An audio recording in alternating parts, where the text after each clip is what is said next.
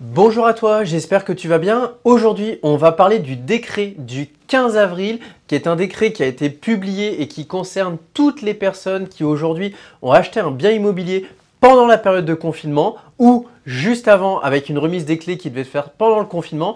Toutes ces personnes sont concernées, alors si c'est ton cas, assis-toi, prends-toi un verre d'eau et regarde cette vidéo.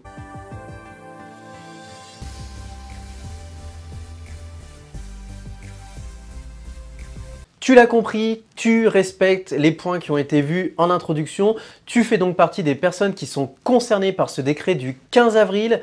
Aujourd'hui, il a été mis en place par l'État que les délais de rétractation finalement étaient annulés et revenaient tout simplement à la période normale de 7 jours. C'est-à-dire que si tu as signé ton compromis il y a plus de 7 jours, et bien du coup dans ce cas-là, tu es engagé. Par contre, ce qui a été mis en avant et ce qui a été modifié, c'est que toutes les personnes qui ont signé avant cette période-là et pour lesquelles leur délai de préemption de 2 mois n'avait pas été purgé, et bien tout simplement ce délai est prolongé. Ce délai est prolongé comment? C'est très simple, il est prolongé au prorata. C'est-à-dire que je te donne un exemple, admettons tu as signé le 12 mars, donc ton délai n'avait pas encore commencé, tu et dans un système où le confinement finit le 11 mai, et bien tout simplement tes 2 mois commencent là. Donc ça fait 11 mai, 11 juillet. Tu pourras récupérer les clés de ton bien à partir du 11 juillet. Tu as signé par exemple 5 jours avant le confinement, et bien tu peux récupérer tes clés à partir de 5 jours avant le 11 juillet, etc.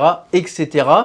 De l'autre côté, si tu es dans une phase où tu as signé un compromis et que tu as lancé les hostilités auprès de la banque, que tu as lancé les hostilités auprès de ton comptable si jamais tu as besoin d'une SCI, rassure-toi, tout sera gelé auprès des banques et un engagement qui t'a été donné ne peut pas être annulé par la suite, sauf si vraiment ta situation a été transformée, comme par exemple la perte d'un emploi ou même tout simplement le fait que tu aies contracté un crédit qui fait que tu ne serais plus éligible à contracter le crédit correspondant au projet immobilier.